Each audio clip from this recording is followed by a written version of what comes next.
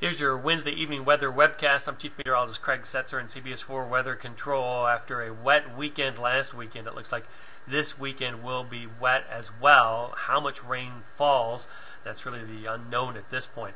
We're watching this weak low pressure disturbance. It's still not showing any signs of development. Thunderstorm activity has picked up a little bit during the day today, but wind shear, of course, keeping it at bay, as well as the fact that the center is over land, and so we don't expect any development there for at least the next day or so. But on Friday, the system begins to move north, and it moves to a more favorable environment where development could occur. In fact, the development potential now up to high, so development over the weekend is now likely into a tropical depression or maybe even a tropical or subtropical storm. What will be happening as we get into the weekend is that the upper level winds will still be pretty strong across the area, so there'll be a bit of shear, which may make it kind of a lopsided system. You can see that in the European's moisture forecast, the European model moisture forecast, also known as the ECMWF.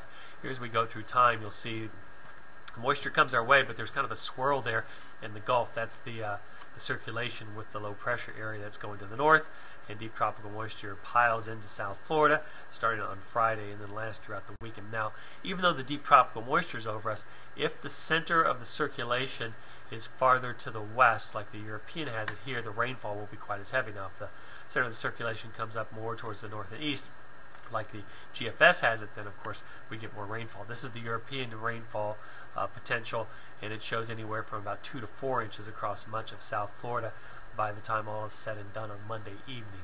So 2 to 4 inches, you can see the heavier rainfall amounts there out in the central Gulf and the eastern Gulf of Mexico.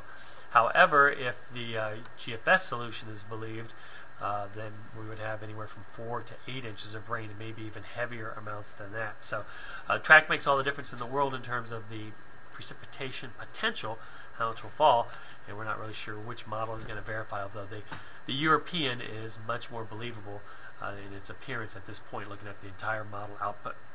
So here's the way the forecast looks. Showers and some sun on Thursday. Most of the showers should be in the morning with the activity moving inland during the day. And then showers increase on Friday, and then Saturday and Sunday are expected to be rainy, but depending on where that tropical system goes, will amount to how much rainfall we actually get. And then Monday some passing storms, and then maybe not as stormy by the middle of next week. Of course, you get the latest weather information at cbsmiami.com, where your weather is always on.